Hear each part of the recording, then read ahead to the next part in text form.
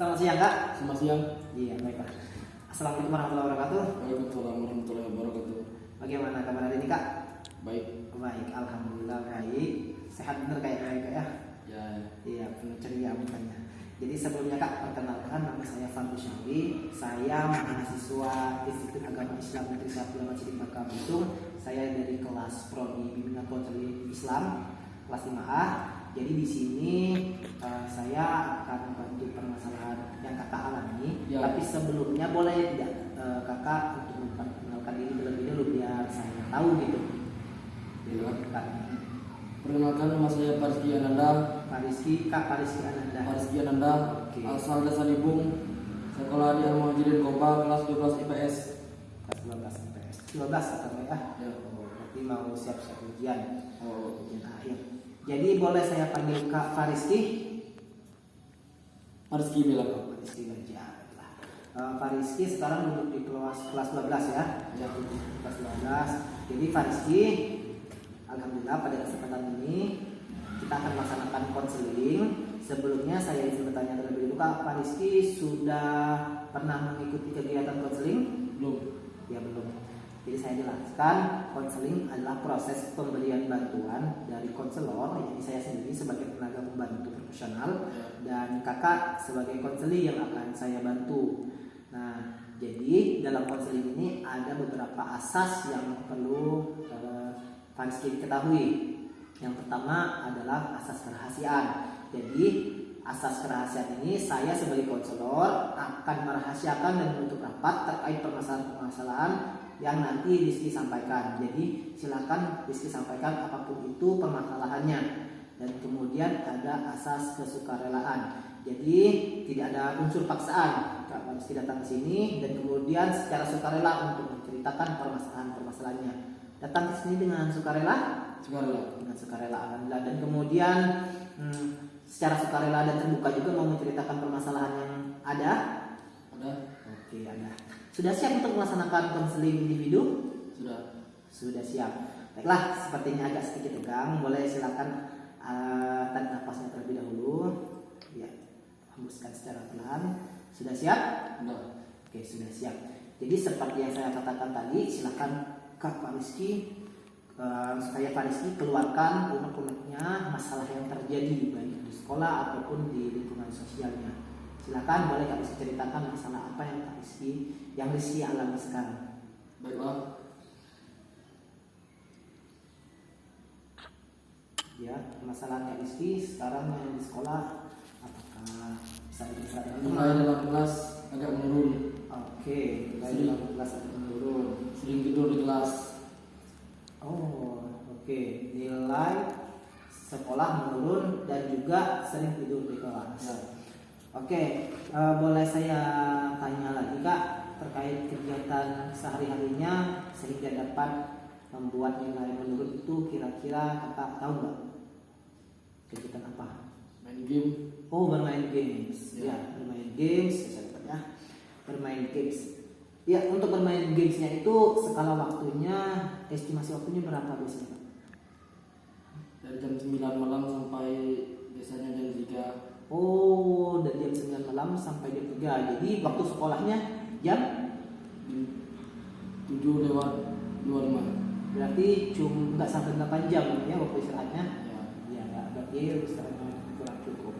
Jadi gini Kak, di sini saya bukan seorang yang memecahkan masalah, tapi saya hanya sekedar tenaga pembantu dalam menyelesaikan dan memberikan solusi terkait permasalahan. Jadi apapun masalahnya nanti itu tergantung dari Rizky sendiri mau atau tidak menjalankannya. Itu pilihan dari Kak Rizky. Saya di sini hanya sebagai pemberi solusi dan juga memberikan saran-saran serta motivasi.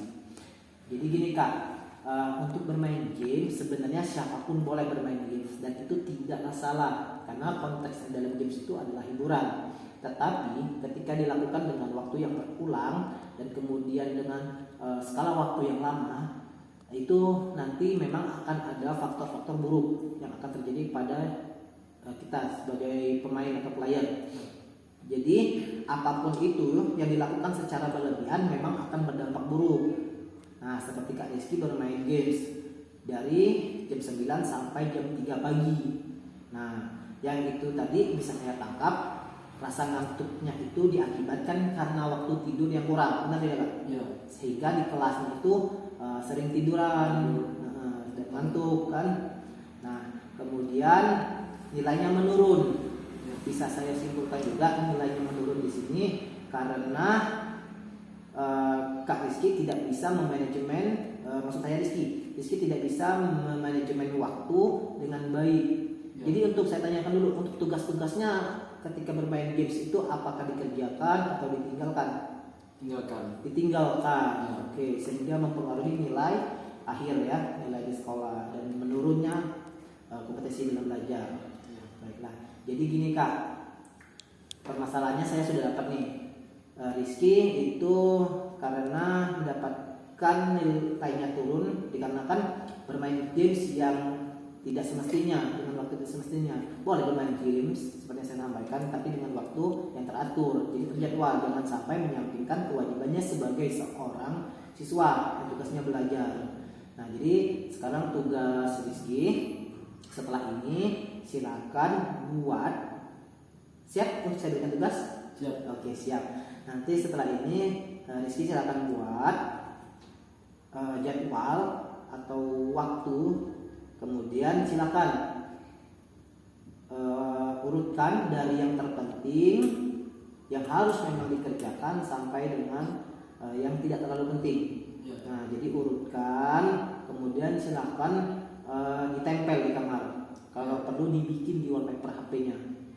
Nah, silakan buat, nanti apa yang sudah dibuat itu dikerjakan. Contoh, misalnya Kak Rizky saya tidurnya itu dari jam 9. Nah, usaha dari jam 9 sampai maksud saya bukan tidur, main gamesnya dari jam 9 sampai jam 3 pagi kan. Ya. Nah, usahakan di jadwal waktunya itu tidurnya jangan sampai jam 3 pagi lagi. Nah, silakan tidurnya itu dibatasi jam 10 atau memang kalau mentok-mentok jam 11. Ya. Tapi bertahap, kalau bisa jangan sampai jam 11, jam 10. Nah, itu dibikin susunan jadwalnya itu apa saja sampai bangun tidur hingga tidur lagi, tapi diurutkan dari yang terpenting. Oke, paham sampai sini? Paham. Nah, jadi tugas Rizky nanti silahkan dibuatkan tugas yang saya berikan, baru nanti saya mau lihat laporannya. Bisa? Ya, bisa. Baiklah. Kemudian Rizky punya nggak ibaratnya hobi selain dari games yang sifatnya itu lebih ke fisik gitu? Futsal. Oh, futsal tapi lebih banyak main games atau main futsalnya? Lebih main game ya. Lebih banyak main gamesnya. Ya.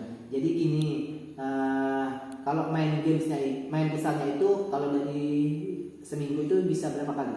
2 kali. Cuma 2 kali. Ya. Oke, jadi Rizky nanti silakan secara perlahan alihkan hobi bermain gamesnya itu dengan bermain futsal. Bermain futsal kan selain serunya dapat juga sehatnya dapat. Ya. Kalau main games dengan waktu yang berlebihan, sehatnya tidak dapat.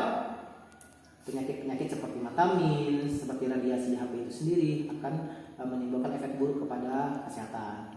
Jadi Rizky, saya kembali lagi tekankan, saya di sini hanya sebagai tenaga pembantu, saya bukan pemecah solusi.